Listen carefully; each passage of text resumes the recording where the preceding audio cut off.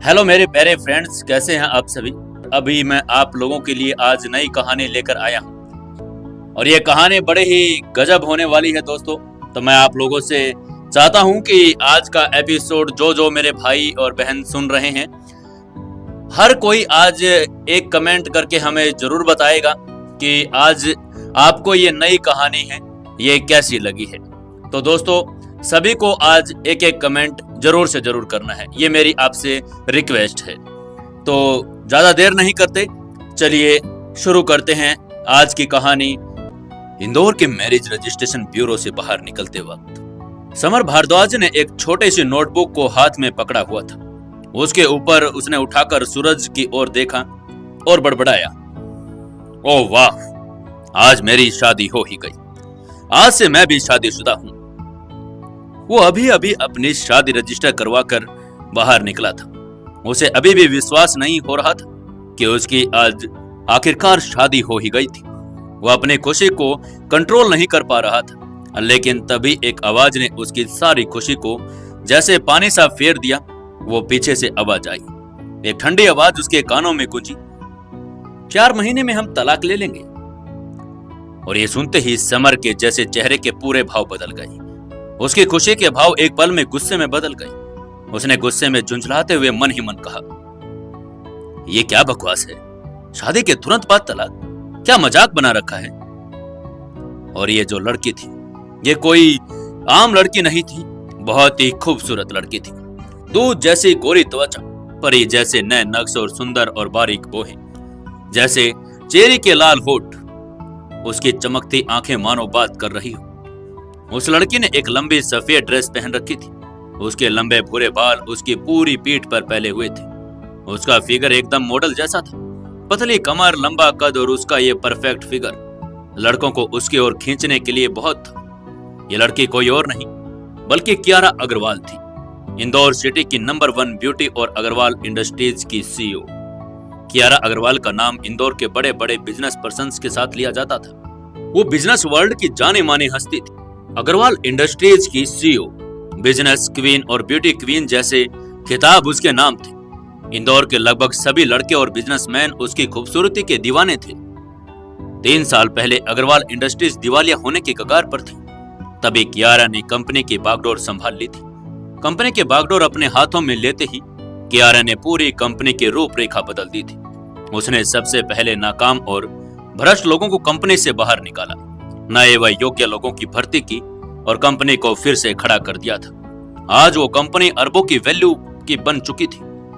उसके सामने जो खड़ा था वो समर भारद्वाज था। उसने जैसे ही कियारा की बात सुनी, उसने झट से कहा, कियारा, आप ये कैसे बातें कर रही हैं? और ये शादी आपके पापा के कहने पर हुई है। क्या आपको लगता है कि वो हमें तलाक लेने देंगे? लेकिन कियारा को इस बात से कोई भी फर्क नहीं पड़ा। समर भारद्वाज का बैकग्राउंड भी मामूली नहीं था। वो देश के सबसे अमीर परिवार भारद्वाज परिवार का बेटा था। भारद्वाज परिवार देश का सबसे अमीर परिवार था, जिसका टर्न और पता लगाना मुश्किल ही नहीं नामुमकिन था। बचपन से ही समर के माता पिता लापता हो गए थे, जिसके बाद वो अपने माँ बाप के होते हुए भी अनाथ बन गया था। तब धीरे धीरे जो दुश्मन उसके परिवार में मौजूद थे, उन्होंने समर को घर छोड़कर भागने पर मजबूर कर दिया था। ऐसे ही जब वो घर से भागा तो भूख और गरीबी के चलते वो एक कॉन्ट्रैक्ट किलर बन गया था और धीरे धीरे उसने अपना एक ग्रुप भी बना लिया था, शैडो ग्रुप। शैडो ग्रुप का लीडर बनने के बाद ही समर धीरे धीरे शैडो किंग के नाम से मशहूर हो गया था। अब वो शैडो कॉन्टिनेंट में अंडरवर्ल्ड का बॉस था।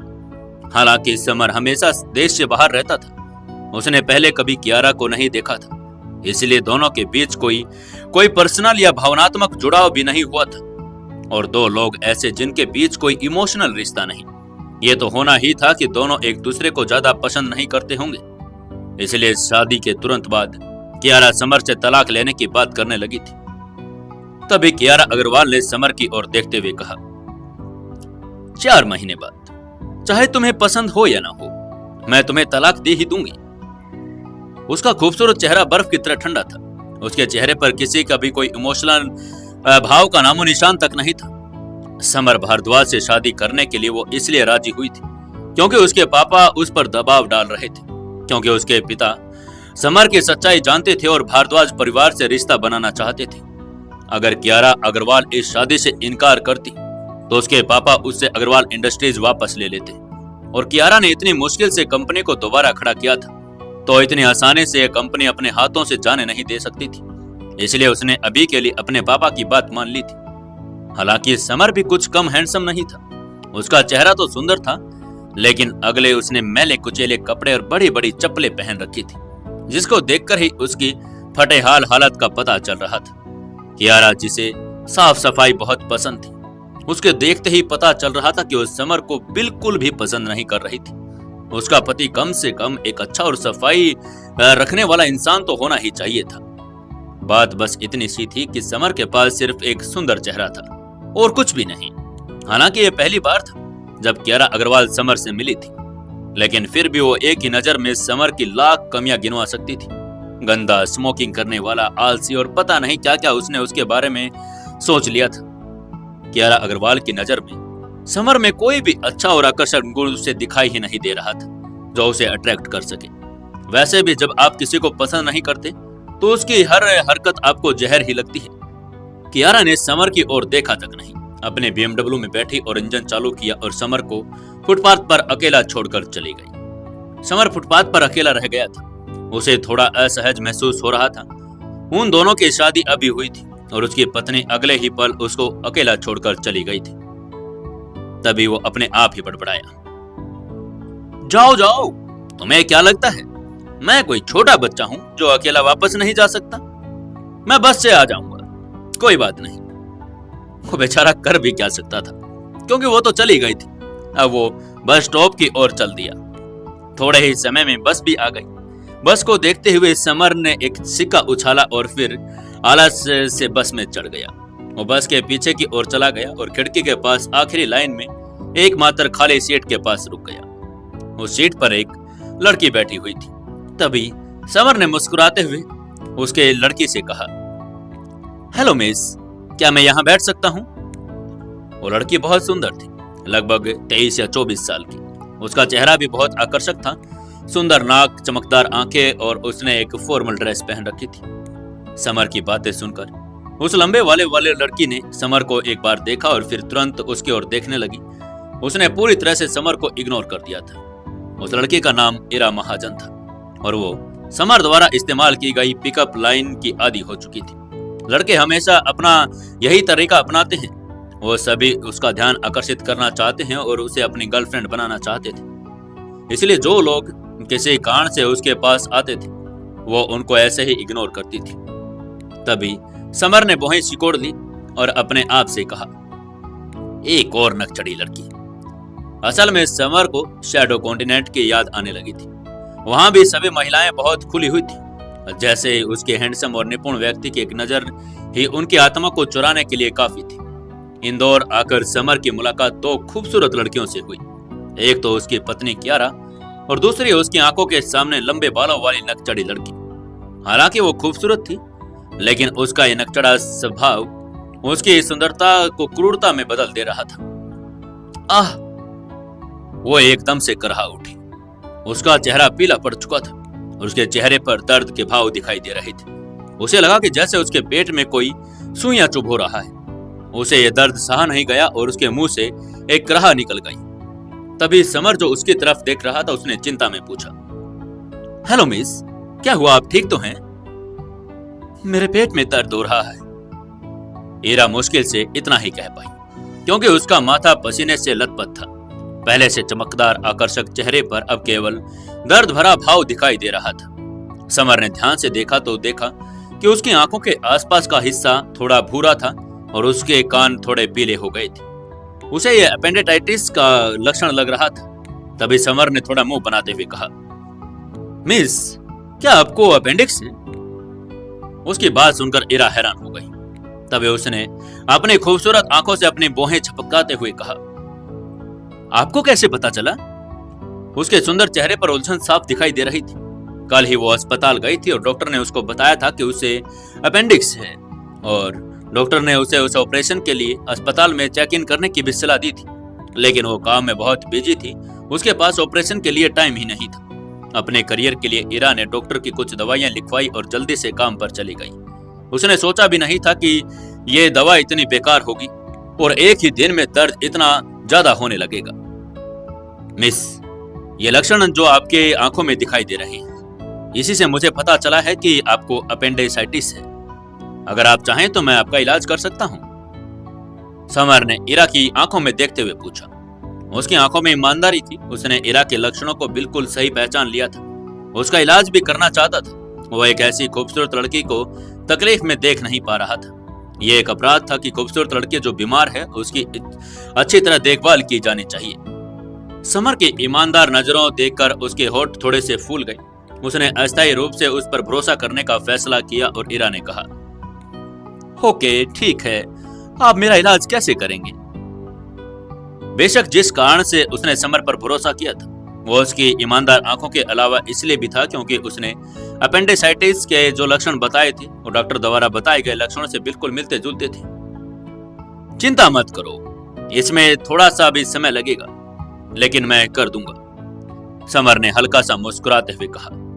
समर ने बिना समय गवाए अपनी 9 चांदी की सुइयां निकाल ली और 9 नीडल्स ऑफ डेथ तकनीक अपनाते हुए उसने तुरंत वो सुइयां इरा की अपेंडिक्स के अंदर पॉइंट कर दिया।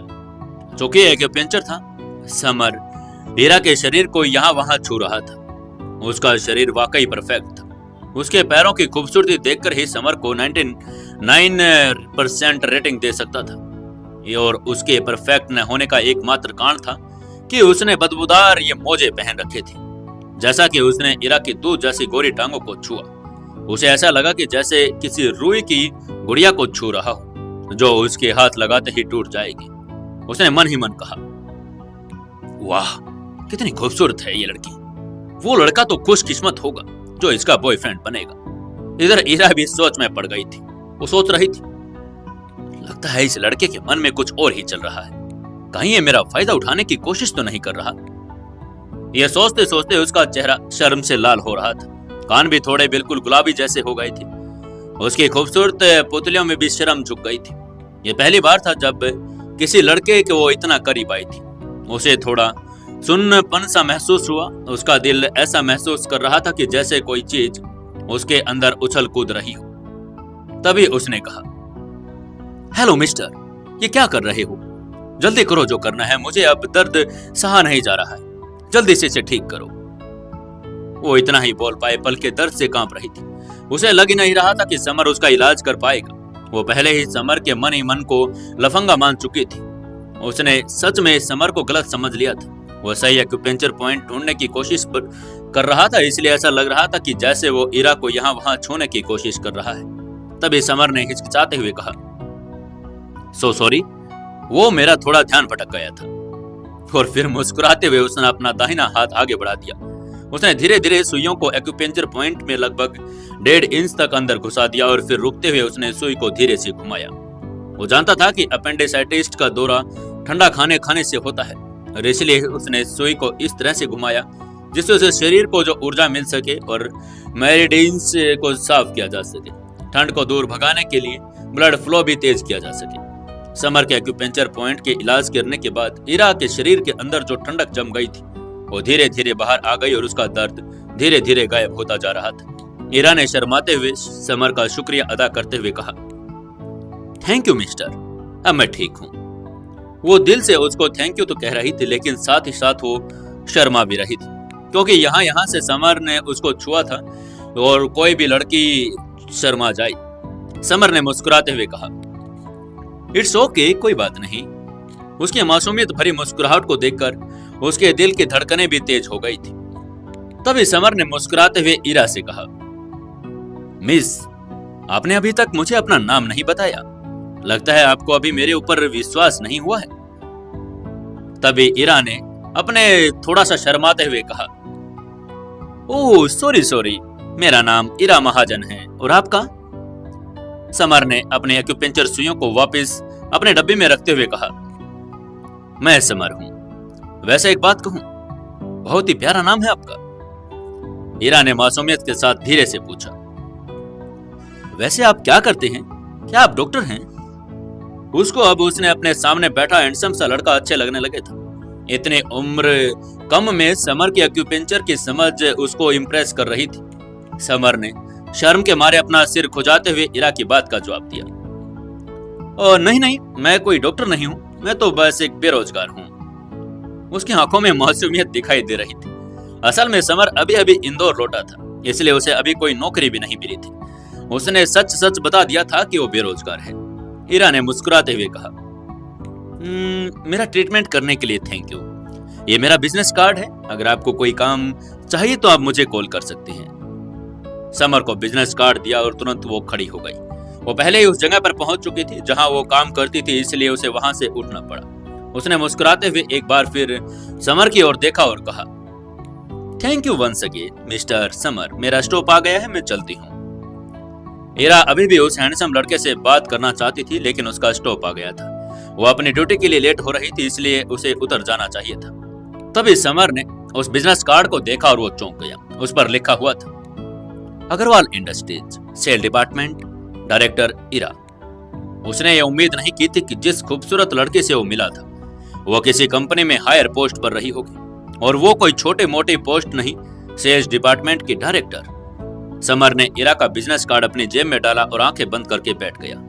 अब तक वो थोड़ा विचलित था। जाहिर है कि वो अपनी ही शादी को लेकर सदमे में था। 20 मिनट बाद जब वो अब निपानिया पैलेस पहुंचे तो समर खड़ा हुआ और बस उतर गया। और निपानिया पैलेस इंदौर शहर का सबसे आलीशान रिहायशी इलाका था।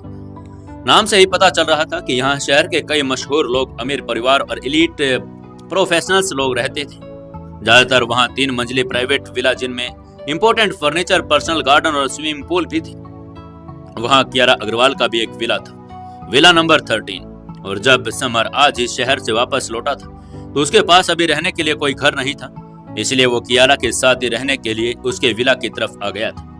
हालांकि समर का परिवार इंडिया का सबसे अमीर परिवारों में से एक था, लेकिन उसके माता पिता के लापता हो जाने के बाद उसके परिवार ने उसे बचपन में ही छोड़ दिया था। और आज भी उसके दादाजी न होते तो वो कभी भी वापस कियारा से शादी करने के लिए राजी नहीं होता। लेकिन उसका परिवार चाहे कितना भी अमीर क्यों ना हो, उसे उससे कोई लेना देना भी नहीं था। उसने उस मतलबी परिवार को वापस जाने के बारे में सोचा भी नहीं था। समर अब कियारा के विला के बाहर पहुंच चुका था। उसने दरवाजा खोला और अंदर दाखिल हो गया। जैसे वो अंदर गया, उसने देखा कियारा बहुत ध्यान से एक प्रोफेशनल बुक पढ़ रही थी। जब समर ने ध्यान से देखा तो पता चला कियारा जो बुक पढ़ रही थी वो ज्वेलरी और उसके प्रामाणिकता से रिलेटेड थी। हालांकि कियारा अग्रवाल घर पर थे, लेकिन उसने अभी भी अपने कपड़े चेंज नहीं किए थे।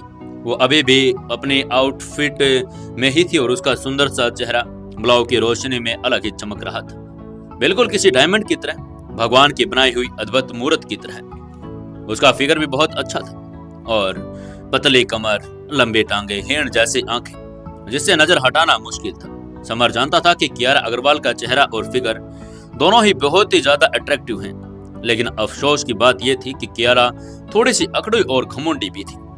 लेकिन फिर भी समर ने हल्की मुस्कान के साथ कियारा से कहा, हनी, मैं वापस आ गया हूं। कियारा अग्रवाल ने उसकी बात सुनते ही अपनी किताब नीचे रख दी और उसकी ओर देखा। उसकी नजर इतनी रूखी थी जैसा वो किसी अजनबी को देख रही हो। जैसे समर को बहुत असहजता महसूस हुई।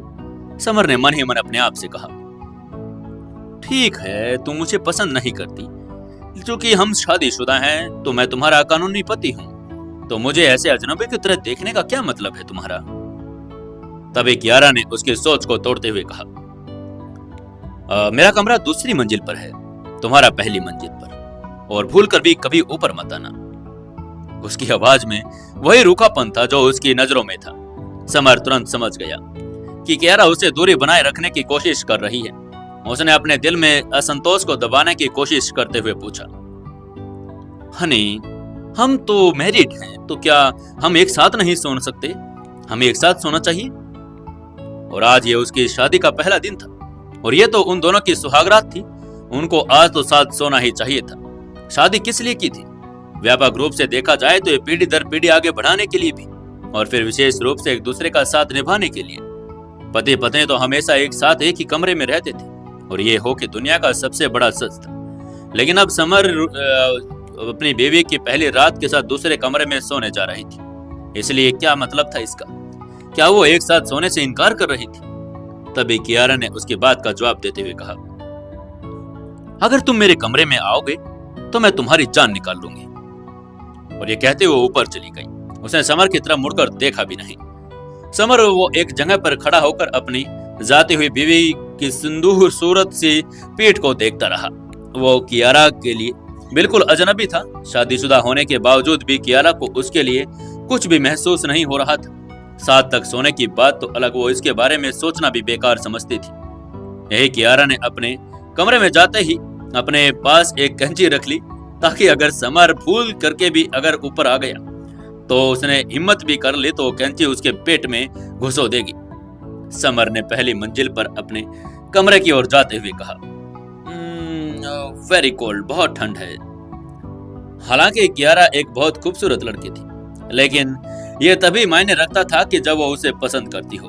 अगर वो उसे प्यार नहीं करती तो वो भी उसे परेशान नहीं करना चाहता था। वो एक सनक चढ़ी लड़की के मुंह भी नहीं लगना चाहता था। अलग अलग सोना कोई बड़ी बात नहीं थी। वो तो बस यही सोच सकता था कि उसने लकड़ी के टुकड़े से शादी कर ली। हालांकि समर अभी भी थोड़ा निराश और असहज महसूस कर रहा था। एक किंग के उदासी और हताश को कौन जान सकता है भला। जब वो छोटा था तभी उसके माता पिता लापता हो गए थे। उसके रिश्तेदारों को उसकी बिल्कुल भी परवाह नहीं थी और उसे परेशान किया करते थे, उसका मजाक भी उड़ाते थे, सिवाय उसके दादा के। उसके दादा हमेशा उसका साथ देते थे। 7-8 साल की उम्र में उसे एक रहस्यमयी और एक ऐसा बुजुर्ग जो विदेश लेकर गया था। फिर उसे मार्शल आर्ट और एक्यूप्रेशर कौशल सिखाया और यहाँ तक कि उसने शैडो ग्रुप नाम का एक ग्रुप भी बनाया। आखिरकार वो शैडो कॉन्टिनेंट का सबसे शक्तिशाली व्यक्ति साबित बन गया था और उसे शैडो किंग की उपाधि मिली, जिसे उसे उस कॉन्टिनेंट में अंडरवर्ल्ड का किंग माना गया। उसने सोचा था कि शादी के बाद उसका जीवन अब बिल्कुल आरामपूर्ण और शांतिपूर्ण हो जाएगा, लेकिन ऐसा लग रहा था जैसे वो बस सपना ही देख रहा था। वो लड़की जिसे उसके दादा ने मरने के पहले उससे शादी की थी, वो लड़की जो उसके प्रति कोई फीलिंग नहीं रखती थी, और फीलिंग तो दूर की बात, वो तो उसे कोई अजनबी की तरह ट्रीट कर रही थी। समर ने अपने कमरे में प्रवेश किया और देखा कि कमरा बहुत बड़ा है और पूरा कमरा इटालियन फर्नीचर से भरा हुआ था। सब कुछ अच्छी तरह से सजाया गया था। दीवार सफेद रंगों से रंगी हुई थी। किंग साइज लकड़ी का बिस्तर, बड़ी सी कपड़े और जूते रखने की अलमारी। इसके अलावा वहां एक कंप्यूटर भी था। कंप्यूटर, यह अच्छी बात है। वो इसके जरिए शैडो ग्रुप से संपर्क बनाए रख सकता था। उसने तुरंत कंप्यूटर चालू किया और पासवर्ड डाला। फिर एक सीक्रेट चैट रूम में पहुंच गया। चैट रूम में सबसे पहले तो कोई भी ऑनलाइन नहीं था, लेकिन फिर अचानक एक बड़ी सी शैडो दिखाई दी। बाद में नीली आंखों वाली एक गोरी लड़की चैट रूम में ऑनलाइन दिखाई दी। ये एक विदेशी लड़की थी।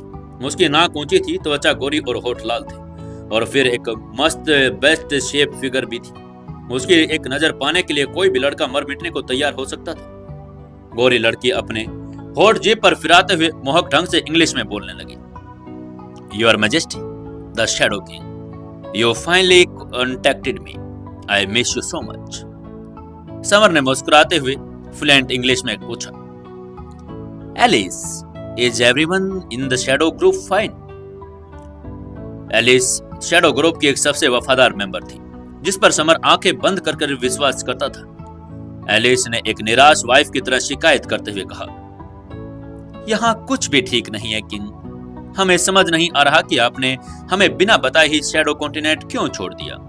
मैंने सुना है कि आप घर लौट आए हैं, शादी कर लिए, क्या ये सच है? उसे लंबे समय से शैडो किंग पर क्रश था, लेकिन जब उसने शादी कर ली तो वो निराश हो गई। समर ने उसकी बात का जवाब देते हुए कहा, आई एम सॉरी एलिस, ये मेरे दादाजी की अंतिम इच्छा थी, इसलिए मुझे शादी करनी पड़ी। उसने एलिस को समझाया, क्योंकि वो जानता था कि वो उसके लिए कैसा महसूस करती है। ये एक लड़की कॉम्प्लिकेटेड कैरेक्टर थी। वो न केवल मार्शल आर्ट में निपुण थी, बल्कि उसका बैकग्राउंड भी अविश्वसनीय था। यह सुना गया था कि उसे टाइगर कॉन्टिनेंट के शाही परिवार में अगर वो किया गया था। वो शैडो किंग की सबसे वफादार फॉलोअर भी बन गई थी, क्योंकि उसने एक बार उसकी जान भी बचाई थी। तभी एलिस ने समर से पूछा, क्या मैं आपकी पत्नी देख सकती हूँ? मुझे हैरानी हो रही है कि वो कितनी सुंदर है कि वो हमारे शैडो किंग का दिल भी जीत सकती है। एलिस ने अपने होठ ऊपर उठाए। वो अभी भी हार मानने को तैयार नहीं थी। कियारा अग्रवाल को देखना चाहती थी। समर ने उसकी बात का जवाब देते हुए कहा, एलिस, वो पहले ही सो चुकी है, मैं तुम्हें किसी और दिन दिखाऊंगा, ओके? एलिस ने निराशा भरी आवाज में कहा। Okay, thank you shadow king. Summer ने अब मुद्दे पर आते हुए पूछा, एलिस, क्या हाल ही में बाकी के 6 शैडो किंग के साथ कुछ चल रहा है? एलिस ने जवाब देते हुए कहा, डियर शैडो किंग, मैंने सुना है कि टाइगर किंग इंदौर गया है। मुझे लगता है कि वो आपके वहां आ रहा होगा, आपको सावधान रहना चाहिए। समर ने धीरे से कहा, टाइगर किंग पहले से ही इंदौर आ गया है? उसने आश्चर्य में भौहें सिकोड़ दी। पृथ्वी पर 7 कॉन्टिनेंट थे और हर कॉन्टिनेंट का एक किंग था। किंग उस कॉन्टिनेंट का सबसे शक्तिशाली व्यक्ति होता था। समर शैडो कॉन्टिनेंट का किंग था और टाइगर किंग टाइगर कॉन्टिनेंट का किंग था। दोनों के बीच बहुत ज्यादा लड़ाई और संघर्ष था, एक दूसरे के जाने दुश्मन थे। एलिस अपने होठों पर जीभ फिराते हुए मोहक ढंग से मुस्कुराई और बोली, डियर शैडो किंग, मैंने एक नई तकनीक सीखी है, क्या आप देखना चाहेंगे? एलिस हार मानने वालों में से नहीं थी। भले ही समर शादीशुदा हो, उसे उस औरत से समर को वापस जीत कर रहेगी। वीडियो चैट में एलिस का आकर्षक रूप देखकर समर का खून खोल उठा। लगभग उसके मुंह से हाँ निकल ही गया था, लेकिन फिर भी उसने अपने आप को कंट्रोल करते हुए कहा, उसने एलिस को डांटते हुए कहा, लिटिल डेविल, अगली बार मैंने तुम्हें ये सब करते हुए देख लिया तो मैं तुम्हें सजा दूंगा।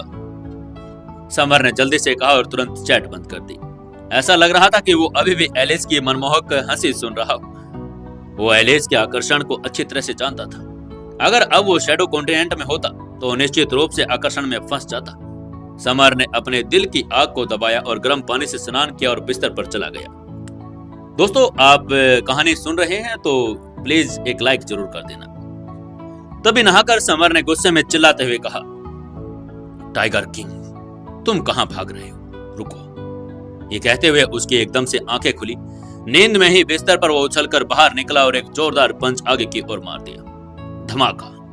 पंच पड़ते ही उसके सामने रखी ग्लास टेबल तुरंत ही लाखों टुकड़ों में बिखर गई। टेबल टेम्पर्ड ग्लास से बनी थी, 250 किलो का बल झेल रही थी, लेकिन टेबल के टूटने की आवाज से उसकी आंखें एकदम से खुल गई। समर ने टूटी हुई मेज को देखकर एक मुस्कान दी। वो भूल गया था कि अब वो शैडो कॉन्टिनेंट में नहीं था, वो इंदौर में आ गया था।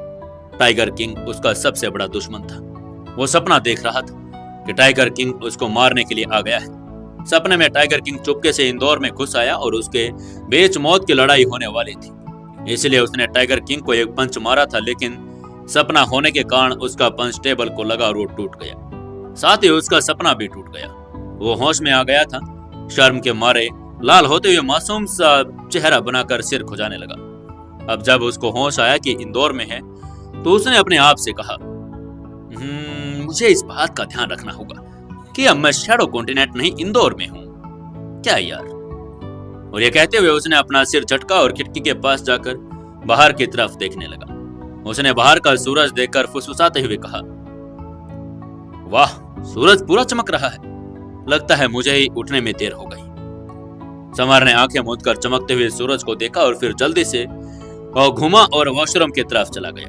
वो फ्रेश होते हुए नहाया और कपड़े बदल कर तैयार हो गया। उस समय बाहर हॉल में कियारा अग्रवाल डाइनिंग टेबल पर नाश्ता कर रही थी। उसका नाश्ता बिल्कुल सिंपल था, बस फ्रेश फ्रूट और एक गिलास दूध। आमतौर पर एक हाउसकीपर माया उसके विला में रहती थी, लेकिन अब उसको कुछ फैमिली प्रॉब्लम थी, इसलिए उसको कुछ दिनों की छुट्टी लेकर वो घर पर चली गई थी। इसलिए कियारा को ब्रेकफास्ट में सिर्फ फ्रूट और दूध ले रही थी, क्योंकि उसे खाना बनाना आता ही नहीं था। कियारा अग्रवाल का चेहरा नाजुक और आकर्षक था। उसके लाल होठ उसे थोड़े चुलबुले और वो आज बहुत ही खूबसूरत लग रही थी। उधर समर भी अब बिल्कुल तैयार होकर बाहर निकला तो उसके पेट में भी गड़गड़ होने लगी। भूख के मारे उसके पेट में चूहे कूदने लगे। वो खाने के लिए किचन की तरफ जाने लगा और किचन की तरफ जाते उसने देखा कियारा डाइनिंग टेबल पर बैठी हुई दूध पी रही थी। उसने किचन में जाकर देखा, खाने के लिए कुछ भी नहीं था।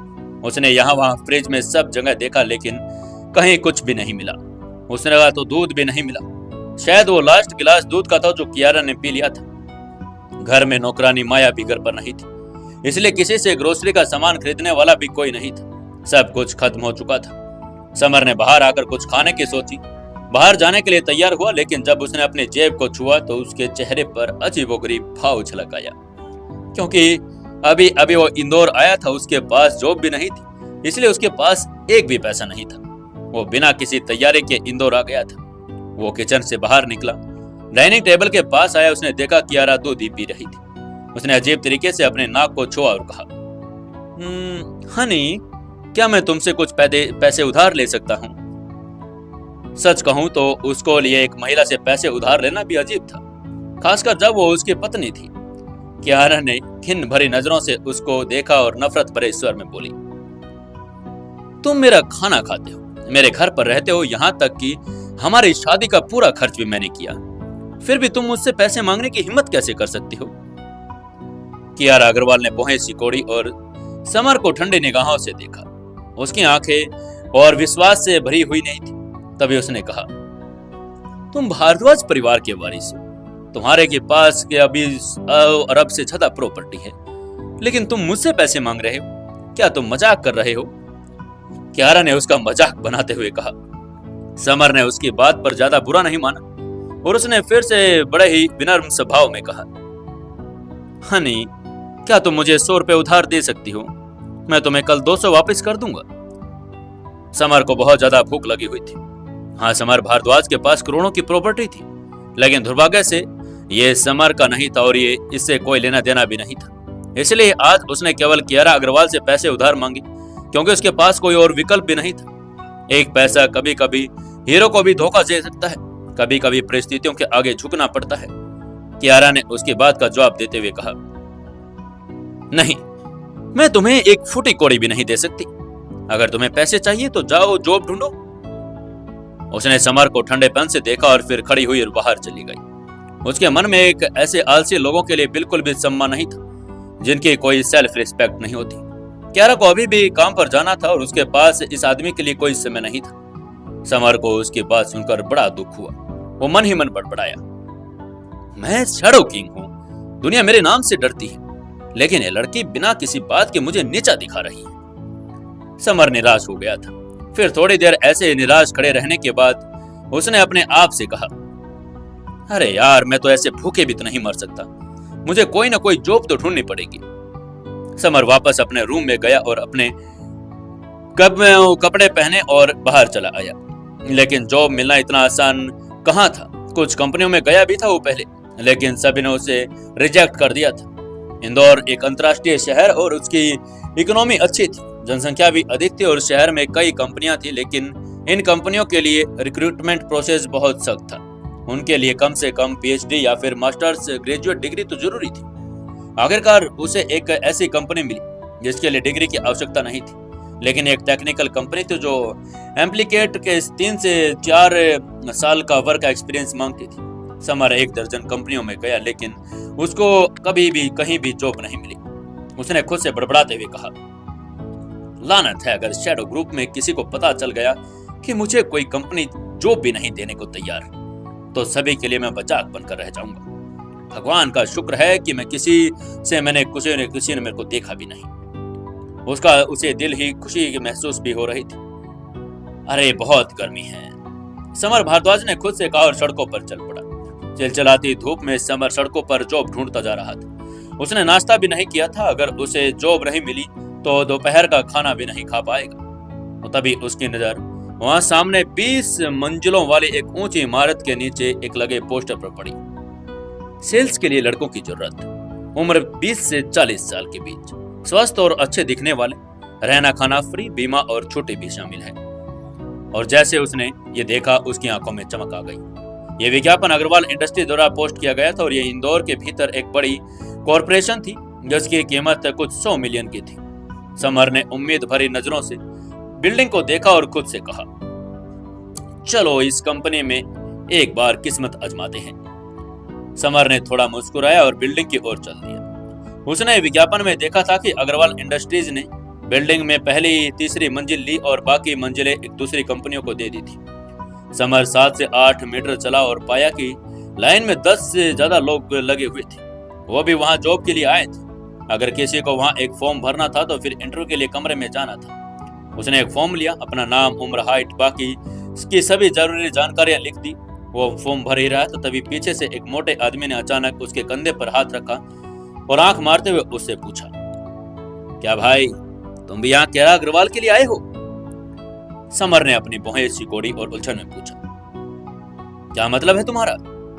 तभी उस मोटे आदमी ने हैरानी भरी नजरों में समर को घूरते हुए कहा, भाई दिखावा बंद करो यार, कियारा अग्रवाल इंदौर की नंबर 1 ब्यूटी है।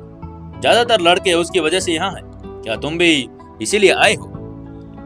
मोटा आदमी उसे तिरस्कार से देखता रहा। उसे लगा कि समर बेईमानी कर रहा है। समर मुस्कुराया और कुछ नहीं बोला। कियारा अग्रवाल उसकी पत्नी थी। उसे उसके पीछे यहाँ आने की क्या जरूरत थी? लेकिन उसे उम्मीद नहीं थी कि जिस जॉब के लिए अप्लाई कर रहा है वो वास्तव में उसकी पत्नी की कंपनी ही है। दुश्मन अक्सर एक दूसरे के रास्ते में आते हैं। समर ने भौहें सिकोड़ी और जाना चाहा। वो अपनी पत्नी की कंपनी में काम नहीं करना चाहता था। अगर वो मिलते ही वाकई तो अजीब होता। तभी समर जाने ही वाला था, उसे एक मीठी सी साफ सुनाई दी। अगला नंबर 19, समर भारद्वाज। जब वो मोटे आदमी से बात कर रहा था तो पहले 10 लोग अपना इंटरव्यू खत्म कर चुके थे। अब उसकी बारी थी। एक सुंदर सी लड़की ने समर को इंटरव्यू रूम में आगे भेज दिया और जब वो कमरे में गया तो उसके एक हल्की सी खुशबू आई। उसने अपना सिर उठाया, देखा कि लंबे बालों वाली खूबसूरत लड़की उसे हैरानी से देख रही थी। दोनों ने एक साथ कहा, ये तुम हो? उनकी आंखें अविश्वास और कुछ उलझन से भरी हुई थी। लंबे बालों वाली लड़की इरा महाजन थी। इरा महाजन का चेहरा लाल हो गया था और उसकी आंखों पर लाले की एक प्यारी सी चमक दिखाई देने लगी थी। उसने शुरू में सोचा था कि दोनों फिर कभी नहीं मिलेंगे। उसे उम्मीद नहीं थी कि वो इतनी जल्दी फिर मिल जाएंगे। ऐसा लग रहा था कि जैसे किस्मत भी उनको मिलाना चाह रही हो। लेकिन जब उसने सोचा कि बस में ही क्या होता है तो वो अपनी अभी बात पर शर्मिंदा थी। उसकी धड़कनें तेज हो गई और वो एक बहुत ही कंफ्यूज्ड जबान लड़की की तरह उसे जिसे अभी भी प्यार हुआ है उसके सामने खड़े युवक के बारे में वो अच्छी धारणा थी। इरा ने एक लंबी सांस ली और अपने दिल में शर्म को दबाने की कोशिश की। उसने अपना मुंह खोला और समर से पूछा, क्या आप जॉब के लिए आए हैं? समर ने हैरानी से पूछा, हाँ, क्या आप इंटरव्यूअर हैं? इरा ने भी उसकी बात का मुस्कुराते हुए जवाब दिया, हाँ, मैं सेल्स डिपार्टमेंट की डायरेक्टर हूँ। मैं ही सेल्स डिपार्टमेंट के लिए भर्ती के लिए इंटरव्यू ले रही हूँ। ओह, समर भारद्वाज ने सिर हिलाया और वो समझ गया। उसे अचानक ही वो बिजनेस कार्ड याद आ गया जो इरा महाजन ने उसे बस में दिया था। उस पर लिखा हुआ था Agarwal industry sales department director. वो इतनी महत्वपूर्ण जानकारी भूल कैसे गया था और कैसे वो यहाँ पर आया नहीं था।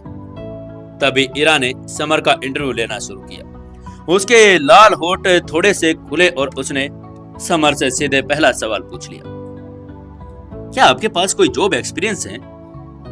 और जब उसने सवाल पूछने के लिए अपने नरम होठों को हिलाया तो बहुत ही सुंदर लग रही थी। वो एक अट्रैक्टिव ऑरा बिखेर रही थी जिससे हर कोई उसे अट्रैक्शन फील कर रहा था। समर ने मुस्कुराकर उसके सवाल का जवाब देते हुए कहा, मेरे पास कोई जॉब एक्सपीरियंस नहीं है, लेकिन मैं कोई भी काम बहुत जल्दी सीख जाता हूँ। क्योंकि वो शैडो किंग था जिसका काम लोगों को मारना था और लेकिन वो बहुत जल्दी कुछ सीख भी सकता था। जहां तक जॉब करने और किसी के अंडर काम करने की बात थी तो ये क्या बकवास, उसे जॉब करने की क्या जरूरत थी? इरा ने उसका जवाब सुनकर अपनी भौहें चढ़ाई और कहा, कोई वर्क एक्सपीरियंस नहीं। खैर, उसके खूबसूरत माथे पर झुर्रियां दिखाई देने लगी। अगर दूसरे लोग ऐसा कहते तो वो उन्हें भगा देती, लेकिन समर भारद्वाज बिल्कुल अलग था। उसने उसे एक मौका देने का फैसला किया। समर एक अच्छा इंसान था और बिना किसी लालच के उसने मदद भी की थी। इसलिए उसने समर को एक और मौका देते हुए अगला सवाल पूछा, कोई बात नहीं, आप ये बताओ, आप अग्रवाल इंडस्ट्री में जॉब क्यों करना चाहते हैं? समर ने मुस्कुराते हुए मासूमियत से सीधा सीधा जवाब दिया, अपना पेट भरने के लिए। मैंने बाहर लगे पोस्टर पर देखा कि कंपनी जॉब के साथ खाना और रहने के लिए जगह भी प्रोवाइड कर रही है, बस इसीलिए। ये कहते हुए उसने इरा के चेहरे के भाव देखे। वो अजीब नजरों से उसे घूर रही थी। उसको ऐसे घूरता हुआ देखकर समर ने मासूमियत से पूछा, क्या वो सच नहीं है? समर की बात सुनकर इरा हैरान रह गई। उसने समर को घूरना बंद किया और नीचे अपनी फाइल्स को देखते हुए कहा, नहीं नहीं, वो बिल्कुल सच है। और ये कहते हुए उसके मन ही मन अपने आप से कहा, तो ये यहाँ फ्री के खाने के चक्कर में आया है। फिर उसने थोड़ा सा सोचते हुए अगला सवाल पूछा, क्या तुम जानते हो अग्रवाल इंडस्ट्रीज क्या प्रोडक्ट बनाती है, किस चीज की डील करती है? समर भारद्वाज ने भौहें सिकोड़ ली। जहां तक उसे पता था, अग्रवाल इंडस्ट्रीज एक ज्वेलरी कंपनी है, इसलिए उसने सावधानी से इरा के सवाल का जवाब देते हुए कहा, अग्रवाल इंडस्ट्री तो ज्वेलरी में डील करती है। इरा ने अपने सफेद माथे को थपथपाया, फिर आंखें घुमाई। उसके मन ही मन उसने सोचा, अरे ये पागल कहां से आए हो तुम? अग्रवाल इंडस्ट्री इंदौर की सबसे बड़ी और मशहूर ज्वेलरी कंपनी है, लेकिन तुम्हें देखकर लग रहा है कि तुम्हें इसके बारे में कुछ भी नहीं पता। उसको अब समर से ज्यादा उम्मीदें नहीं रह गई थी, फिर भी उसने समर से अपना अगला सवाल पूछा, अच्छा अब ये बताइए, इंडिया में कौन से 4 प्रकार के नीलम सबसे ज्यादा डिमांड में है? ईरा ने अपने बालों को सहलाया और पेशेवर सवाल पूछते हुए नाजुक और आकर्षक ढंग से मुस्कुराई। हालांकि उसे समर पर क्रश था, लेकिन ये एक इंटरव्यू था। वो सेल्स डिपार्टमेंट की हेड थी और इस कंपनी के प्रति उसकी कुछ रिस्पॉन्सिबिलिटी भी थी। वो अपनी रिस्पॉन्सिबिलिटी अच्छी निभाती थी, इसलिए उसने यह सवाल पूछा था। अग्रवाल इंडस्ट्री एक ज्वेलरी की कंपनी थी जो मुख्य रूप से हीरा, माणिक, नीलम, पन्ना और सोने की ज्वेलरी बनाती थी। अगर समर सवाल का जवाब नहीं दे पाया तो चाहे ईरा उसके बारे में कितनी भी अच्छी धारणा क्यों ना हो, वो उसे जॉब पर नहीं रख पाएगी। इसलिए उसकी अपनी पर्सनल लाइफ से कुछ लेना देना भी नहीं था। चाहे उसको समर पर क्रश ही क्यों ना हो, फिर भी वो अपने प्रोफेशन से धोखा नहीं कर पाएगी। वो अपने काम के प्रति बहुत ईमानदार थी। लेकिन समर के लिए बहुत सरल सवाल था। वो ईरा की तरफ देखकर कॉन्फिडेंस में हल्के से मुस्कुराया और दुनिया के भर के ऑक्शन हाउस में घूमता था, ज्वेलरी और एंटीक चीजों पर डीपली स्टडी कर चुका था। इसलिए उसने मुस्कुराते हुए ईरा के सवाल का जवाब देते हुए कहा, इंडिया में 4 नीलम हैं, कश्मीरी नीलम, बर्मीज नीलम, सिलोन नीलम और ऑस्ट्रेलियन नीलम। उसका उत्तर सुनकर ईरा की आंखें चमक उठी। अब उसको समझ आ गया था कि उसके सामने बैठा लड़का नीलम को अच्छे से समझता है। नीलम अग्रवाल इंडस्ट्रीज का मेन प्रोडक्ट था। इसे न केवल देश और बल्कि विदेशों में भी बेचा जाता था। यह अच्छा सेल्समैन बनने के लिए इंसान को हर तरह के नीलम के अंदर से बाहर तक की जानकारी होना जरूरी भी था। तभी ईरा ने एक नीलम का टुकड़ा निकाला और समर के सामने रखते हुए पूछा, अच्छा ये देखो और बताओ कि ये कौन सा नीलम है? एक नजर में ही समर भारद्वाज ने नीलम के उस टुकड़े की क्वालिटी को पहचान लिया और उसने तुरंत जवाब देते हुए कहा, ये सिलोन नीलम है। तभी ईरा के लाल होठ थोड़े से उठे और उसने अपना अगला सवाल पूछा, ये सिलोन नीलम क्यों है, कुछ और नहीं, क्यों नहीं? समर ने तुरंत अपनी बात का जवाब देते हुए कहा, ये 4 प्रसिद्ध नीलम में सिलोन नीलम श्रीलंका से आते हैं। हल्का सा मध्यम नीले रंग में आते हैं, जिसमें कुछ में ये ग्रे भी होते हैं। इसमें वही ग्रे कलर झलक रहा है। वहीं बर्मी नीलम म्यांमार से मोहक के क्षेत्र से आते हैं, गहरे शाही नीले रंग के जाने जाते हैं। कश्मीरी नीलम जो हमेशा कश्मीर के क्षेत्र से आते हैं, उसमें उत्कृष्ट स्पष्टता के लिए जाने जाते हैं। और ऑस्ट्रेलियाई नीलम दूसरी और विभिन्न रंगों में आते हैं, जिसमें गहरे नीले रंग के साथ हरे रंग का मिश्रण भी होता है, इसलिए ये सिलोन नीलम है। कमरे में मौजूद लोग समर के जवाब सुनकर हैरान रह गए थे। ये आदमी नीलम के बारे में इतना जानता था और यहाँ तक कि इस कंपनी में जो लोग काम कर रहे थे उनमें से भी कुछ लोगों को इतना पता भी नहीं था। उसका जवाब सुनकर ईरा अपनी जगह से खड़ी हो गई। उसके खूबसूरत चेहरे पर एक चमक दिखाई दी। उसने खुशी से मुस्कुराते हुए कहा, कांग्रेचुलेशंस, आपकी जॉब पक्की हो गई। उसे लगा कि उसके सामने बैठा आदमी डेफिनेटली इस कंपनी को कुछ बड़ा करके देगा। उसे नीलम के बारे में इतनी बेहतर समझ थी। वाह! ईरा के मुंह से बात सुनकर समर ने राहत की सांस ली, क्योंकि अब उसे काम मिल गया था। इसलिए दोपहर के खाने की प्रॉब्लम सोल्व हो गई थी। उसके लिए अब सबसे बड़ी उम्मीद एक अच्छा खाना खाना ही था। ईरा ने हल्के से मुस्कुराते हुए अपने साथ में बैठी खूबसूरत लड़की से कहा, प्राची, समर को सेल्स डिपार्टमेंट में रजिस्टर कराने में मदद करो। इनको डिपार्टमेंट में इनके काम के बारे में सब समझा दो। ईरा अभी भी इंटरव्यू ले रही थी और इसलिए समर की जिम्मेदारी प्राची को दे दी थी। आमतौर पर जब भी किसी को हायर किया जाता तो काम शुरू करने के लिए 1 या 2 वर्किंग डेज लगते। ईरा जानती थी कि समर ने भी अभी कुछ खाया नहीं है, शायद इसलिए कि उसके पास पैसे नहीं थे। समर की मदद करने के लिए उसने पिछला दरवाजा खोल दिया और जिससे आज काम शुरू कर सके। प्राची देसाई ने धीरे से मुस्कुराते हुए कहा, जी डायरेक्टर, और समर को अपने साथ सेल्स डिपार्टमेंट की दूसरी मंजिल पर ले गई। ये वही लड़की थी जिसने समर को इंटरव्यू रूम में धकेला था और जब वो भागने की कोशिश कर रहा था। लड़की ये भी बहुत खूबसूरत थी, बड़ी बड़ी आंखें, चमकदार और बेहद आकर्षक, और गोरी गोरी त्वचा। वो मिट्टी की गुड़िया की तरह लग रही थी। उसने हल्के नीले रंग की स्कर्ट पहनी थी। स्कर्ट के नीचे बर्फ की तरह सफेद टांगे जो बेहद ही अट्रैक्टिव थी। समर बार बार देखने से खुद को रोक नहीं पा रहा था। इंडिया में बहुत सारी सुंदर लड़कियां थी, चाहे वो कियारा हो, इरा हो या उसके सामने प्राची देसाई। वे सभी टॉप पर थी और समर ने अपनी दिल में कहा, वो जानता था कि उसका भविष्य डेफिनेटली रंगीन होगा। तभी प्राची ने सैलरी और उसके बारे में विस्तार से बताते हुए कहा, देखो, सेल्स डिपार्टमेंट की मंथली बेस सैलरी 8,000 रुपए है, जो प्रेजेंट से प्रभावित है। हम बुनियादी ESI बीमा और PF के साथ साथ साल के अंत में बोनस और डिविडेंड भी देते हैं। साथ ही आपके द्वारा बेचे गए ज्वेलरी पर आपको 5% कमीशन भी मिलेगा। 8,000 रुपए मासिक सैलरी बहुत ज्यादा नहीं थे, लेकिन ये मत भूलिए, साल के अंत में बोनस और डिविडेंड मिलते हैं। और सबसे महत्वपूर्ण बात, कमीशन। ज्यादा सैलरी पाने के लिए आपको अधिक ज्वेलरी बेचनी होगी, जो सेल्स डिपार्टमेंट का ही मोटिव है। जब प्राची ने अपनी बात खत्म की तो वो सेल्स डिपार्टमेंट की दूसरी मंजिल पर पहुंच चुके थे। कंपनी में सेल्स डिपार्टमेंट का एक इम्पोर्टेंट स्थान था और कंपनी सेल्स के उद्देश्य से ही प्रोडक्ट बनाती थी। प्रोडक्ट को बेचकर वे बड़ी मात्रा में लाभ, प्रॉफिट कमाते थे, और अगर चीजें नहीं बिकती तो लोग भूखे पेट ही रहते। प्राची ने कमरे में जो लोग एक दर्जनों से कहा, हेलो गाइस, ये समर भारद्वाज हैं, सेल्स डिपार्टमेंट में हमारे नए साथी। प्राची की बात सुनकर सभी ने छुटपुट तालियां बजाई और वापस अपने काम में लग गए। जाहिर है कि उन्होंने अपने नए कोलिजियस समर से कोई दिलचस्पी नहीं थी। लोगों को देखकर ही पता चल रहा था कि उनको समर के आने से कोई फर्क नहीं पड़ रहा था। तभी प्राची के सामने कहा, आई एम सॉरी, वो सभी बहुत व्यस्त हैं, इसलिए उसका चेहरा भी शर्म से लाल हो गया था। समर ने हाथ हिलाकर प्राची को चिंता न करने के लिए कहा, इट्स ओके, कोई बात नहीं, जब थोड़े दिन के साथ काम करूंगा तो सब ठीक हो जाएगा। उसे पता था कि वो बिल्कुल नया है। उसके सामने मौजूद ये जो दर्जन भर लोग थे, वो चाहे महिला हो या पुरुष, वो एक्सपीरियंस थे।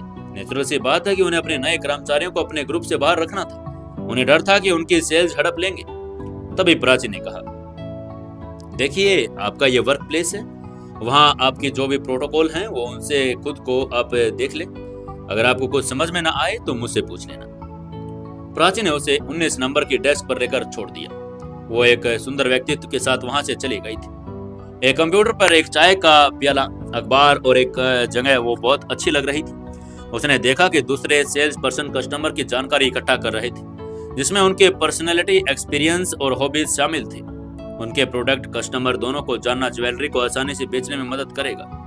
बेशक कुछ सेल्स गर्ल्स कस्टमर को जीतने के लिए कभी कभी अपने आकर्षण का भी ध्यान रखती थी और उन कस्टमर को कुछ % लेस देती थी। क्योंकि समर तो एक बिल्कुल नया था, इसलिए उसके पास कोई कस्टमर नहीं था। वो केवल शुरुआत से ही शुरुआत कर सकता था। उसने मुस्कुराते हुए अपनी डेस्क के पास कुछ रखे डॉक्यूमेंट्स उठाए और पढ़ना शुरू कर दिया। उसने बहुत तेजी से पढ़ा। उसे महज 10 मिनट में डिपार्टमेंट में होने वाली सभी काम याद हो गए। सेल्स डिपार्टमेंट का काम बहुत आसान था और सीधे शब्दों में कहे तो खाली ज्वेलरी ही बेचना था और कोई काम था नहीं। बेशक उच्च कीमत पर ज्वेलरी बेचना आसान नहीं था। आमतौर पर इसके 3 पहलू थे। पहला, ज्वेलरी की नेचर और फंक्शंस को समझना। दूसरा, कस्टमर की जरूरत और उनकी परचेजिंग पावर को समझना। तीसरा, बेहतरीन प्रोडक्ट और कस्टमर को सही से सही सेवा देना। इन सभी पहलुओं को हासिल करके उच्च कीमत पर ज्वेलरी बेचना बहुत मुश्किल नहीं था। अग्रवाल इंडस्ट्रीज ने उच्च श्रेणी के ज्वेलरी बेचे और जिनका लक्ष्य बड़े कस्टमर थे जो वेल्दी क्लास से थे। सबसे आम ज्वेलरी की कीमत लाखों रुपए में होती, जबकि सबसे महंगा ज्वेलरी करोड़ों और कई बिलियन का हो सकता था। तभी प्राची समर के पास आई और उसने कहा, दोपहर हो गई है, चलो मैं तुम्हें कैफेटेरिया में लेकर चलती हूँ। वो अपनी बड़ी बड़ी आंखों से झपका रही थी और विशेष रूप से अट्रैक्टिव थी। वो जानती थी कि लड़का आज जो काम पर आया है उसको कैफेटेरिया कहाँ है पता नहीं होगा। वो बताने के लिए आ गई थी। उसने डायरेक्टर ईजा महाजन की आंखों में जो देखा उसे ऐसा लगा कि वो इस लड़के को पहले से जानती है, क्योंकि ईरा ने समर को सौंप दिया था और इसलिए प्राची को निश्चित रूप से उसका ध्यान रखना ही था। इसके अलावा समर दिखने में भी हैंडसम था, इस वजह से उस पर उसका अच्छा इंप्रेशन पड़ रहा था। एकमात्र कमी ये थी कि समर ने मैले कुचेले कपड़े पहने थे, जिससे वो आलसी और लापरवाह दिख रहा था। तभी समर ने प्राची की तरफ देखते हुए कहा, थैंक यू, मुझे बहुत भूख लगी है। वो अपने खाली पेट को छूते हुए खड़ा हो गया। ये लड़की अच्छी इंसान लग रही थी उसे। उसे न केवल ये बताया था कि कंपनी कैसे काम करती है, बल्कि उसे कैफेटेरिया में भी लेकर गई। समर को किसी तरह ये लड़की पसंद आ गई थी। अग्रवाल इंडस्ट्रीज की पहली मंजिल पर, और जो उसने केवल एक कैफेटेरिया था जिसमें 10 से ज्यादा खिड़कियां थी, जहां north Indian food, south Indian food, Chinese food और थाई फूड के साथ साथ और भी कई तरह के फूड मिलते थे। कैफेटेरिया में कदम रखते ही एक अंधा लापरवाह सा लड़का उत्साह से गुलाब के गुच्छे को लेकर प्राची और समर की ओर दौड़ता हुआ आया और उसने प्राची से पूछा, हाय प्राची, क्या तुम खाने पर आ रही हो? बेशक। ये प्राची के फ्लोर में से एक था। ये समझ में आता है कि सुंदर लड़कियों के पीछे ऐसे कई लड़के पड़े रहते हैं। तब ये प्राची ने गुस्से में उस लड़के से कहा, प्रणव, मैंने तुमसे कितनी बार कहा है मुझे मेरे नाम से पुकारा करो। प्राची मुझे सिर्फ मेरे दोस्त कह सकते हैं, तुम नहीं। उस लड़के का नाम प्रणव था। प्राची के चेहरे से साफ पता चल रहा था कि वो प्रणव को अपने सामने देखकर खुश नहीं थी। जाहिर है कि वो इस बदमिजाज लड़के से परेशान भी थी। तबे प्रणव ने अपने हाथ में पकड़े हुए गुलाब प्राची की तरफ बढ़ाते हुए एक्साइटमेंट में कहा, प्राची, ये गुलाब तुम्हारे लिए, प्लीज मेरी गर्लफ्रेंड बन जाओ ना। वो लंबे समय से प्राची को पसंद करता था और आज आखिरकार उसने गुलाब के साथ प्राची को प्रपोज भी कर दिया था। लेकिन प्राची ने भौहें सिकोड़ते हुए उसे सीधे से मना करते हुए कहा, सॉरी, मेरा पहले से ही एक बॉयफ्रेंड है। वो जानती थी कि प्रणव एक प्ले बॉय है। वो निश्चित रूप से इस तरह के आदमी के प्यार में नहीं पड़ेगी। वो एक अच्छी लड़की थी और जिम्मेदार और मैच्योर लड़कों को पसंद करती थी। प्रणव ने उसकी बात को सिर हिलाकर नकारते हुए कहा, नहीं, तुम झूठ बोल रही हो प्राची, तुम्हारा कोई बॉयफ्रेंड नहीं है। अगर तुम्हारा बॉयफ्रेंड होता तो मुझे जरूर पता होता। प्रणव और प्राची दोनों सेल्स डिपार्टमेंट में काम करते थे। एक दूसरे से हर रोज मिलते भी थे, लेकिन उसने कभी भी उसके बॉयफ्रेंड को देखा नहीं था। प्राची ने अपने बगल में खड़े समर की तरफ इशारा करते हुए कहा, ये सीनियर भारद्वाज मेरे बॉयफ्रेंड है। प्राची ने समर को जानबूझकर सीनियर भारद्वाज नाम से पुकारा ताकि प्रणव हार मान ले। प्राची की बात सुनकर समर ने उसको घूर कर देखा और मन ही मन सोचा, अबे यार, ये मुझे बलि का बकरा क्यों बना रही है? क्योंकि उसे उम्मीद नहीं थी कि प्राची उसको ऐसे इस्तेमाल करेगी। लेकिन चूंकि उसे प्राची ने बहुत मदद की थी, इसलिए उसे अपना प्राची का एहसान वापस करने का मौका मिल गया था। उसको भी प्रणव का कुछ अच्छा इंसान नहीं लग रहा था। वो इतनी खूबसूरत सी लड़की को एक बदसूरत मेंढक के कारण कैसे बर्बाद होने दे सकता था? तभी प्रणव ने समर को संदेह भरी निगाहों से देखते हुए पूछा, ए, कौन हो तुम? मैंने तुम्हें पहले कभी नहीं देखा। उसे पूरा यकीन था कि उसने इस आदमी को पहले कभी नहीं देखा। वो कहां से आया था और उसने प्राची को उसे छीनने की हिम्मत कैसे की? समर ने भी उसकी आंखों में देखते हुए कहा, मेरा नाम समर है और मेरा आज सेल्स डिपार्टमेंट में पहला दिन है। प्रणव ने उसे धमकी भरे लहजे में कहा, समर, क्या तुम जानते भी हो कि मैं कौन हूं? समर ने उसकी लापरवाही से देखते हुए कहा, तो कौन हो तुम? तुम कोई भी हो और मुझे इससे क्या लेना देना? ये कहते वो वहां से जाने लगा। प्रणव ने फिर उसे धमकी भरे अंदाज में कहा, अरे सुनो, मैं सेल्स डिपार्टमेंट का मैनेजर हूं, साथ ही तुम्हारा सीनियर भी, समझे तुम? आज वो किसी काम से कंपनी से बाहर गया हुआ था, इसलिए उसे नहीं पता था कि समर सेल्स डिपार्टमेंट में आया है। समर ने भौहें सिकोड़ते हुए कहा, सेल्स मैनेजर? क्योंकि उसने अभी अभी कंपनी के बारे में स्ट्रक्चर ऑर्गेनाइजेशन की जांच की थी, इसलिए उसे पता था कि कंपनी में ज्यादातर कामों पर एक्टिंग डायरेक्टर इरा के अलावा मैनेजर ही होगा। उसे यकीन नहीं हो रहा था कि उसके सामने बैठा वो गंदा गंदा सा नौजवान मैनेजर था। कहावत सच थी कि लोग अपनी ताकत से दूसरों को धमकाते हैं और प्रणव अभी भी यही कर रहा था। हालांकि समर डरने वाला नहीं था, वो तो भाई शैडो किंग था। तभी प्राची ने प्रणव से कहा, मिस्टर प्रणव, अगर आपको यहाँ कोई और काम नहीं है तो आप जा सकते हैं। उसने प्रणव को वहां से भेजने की कोशिश की, क्योंकि उसे डर था कि उसके झूठ की वजह से कहीं समर मुसीबत में ना पड़ जाए। लेकिन प्रणव ने एक और कोशिश करते हुए कहा, प्राची, मुझे पता है कि तुम झूठ बोल रही हो, ये तुम्हारा बॉयफ्रेंड नहीं है, तुम मेरी गर्लफ्रेंड बन जाओ ना।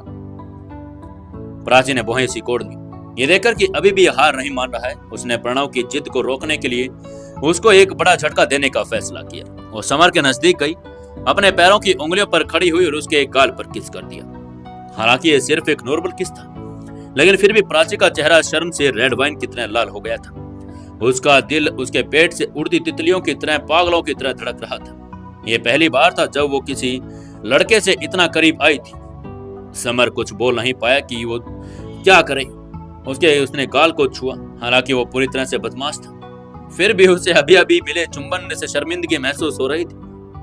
प्रणव ने गुस्से में बड़बड़ाते हुए प्राची की ओर इशारा करते हुए कहा, तुम प्राची। उसका चेहरा पीला पड़ गया था। सारा गुस्सा उसके चेहरे पर आ गया था। और प्राची को इतने टाइम से फॉलो करने के बाद भी उसे हाथ तक नहीं लगा पाया था, और अब उसने इतनी आसानी से एक अजनबी को चुन लिया। प्रणव गुस्से में था, लेकिन प्रणव ने अपना गुस्सा प्राची पर निकालने की हिम्मत नहीं की। वो एकमात्र बलि का बकरा समर ही होगा। प्रणव ने समर को तिरस्कार से देखा और उसने गुस्से में चिल्लाते हुए कहा,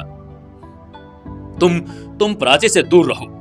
तुम्हारे जैसा आदमी प्राची जैसी खूबसूरत लड़की के लायक भी नहीं है। क्योंकि समर ने गंदे कपड़े पहने हुए थे, प्रणव ने अनुमान लगाया कि वो एक गरीब आदमी है। उसे बिल्कुल अलग है। एक सेल्स मैनेजर जो 20,000 से अधिक मंथली सैलरी ले रहा है, उसके मुकाबले सेल्स पर्सन तो गरीब ही होगा, क्योंकि उसकी सैलरी तो 8,000 थी। लेकिन समर ने प्रणव की बात पर हंसकर मजाक करते हुए कहा, प्रणव, जिस खूबसूरत लड़की की तुम बात कर रहे हो, उसने अभी अभी मुझे किस किया है। कहीं तुम्हें इस बात से जलन तो नहीं हो रही? वो उसके मजे ले रहा था। तभी प्रणव ने गुस्से में झुंझलाते हुए कहा, मुझे लगता है कि तुम जानते नहीं हो कि मैं क्या कर सकता हूं। मैं तुम्हें सेल्स डिपार्टमेंट से बाहर निकाल दूंगा। उसकी आंखों में जलन साफ साफ दिखाई देने लगी थी। लेकिन तभी समर ने कुछ ऐसा कहा जिसे सुनकर प्रणव का गुस्सा और भी बढ़ गया। उसने कहा, तुम्हें किडनी की समस्या है और इरेक्टाइल डिसफंक्शन भी है। अपनी लाइफ को लेकर सावधान रहो, क्योंकि तुम जल्द ही नामर्द बन जाओगे। समर ने देखा कि प्रणव का चेहरा पीला पड़ गया। उसकी आंखें गहरी हो रही थी, उसके पैर भारी हो गए, जो ये नपुंसकता के लक्षण थे। टीसीएस के अनुसार नपुंसकता किडनी की समस्याओं के कारण होने वाली कमी है। समर ने प्रणव को ऊपर से नीचे तक देखा और मन ही मन सोचा, ये लड़का लड़कियों के साथ ज्यादा घूमता होगा, जिसने इसकी सेहत खराब कर दी। ये सभी समस्याएं पर्सनल थी। समर ने सब कुछ खुले में बोल दिया, बिना कुछ सोचे।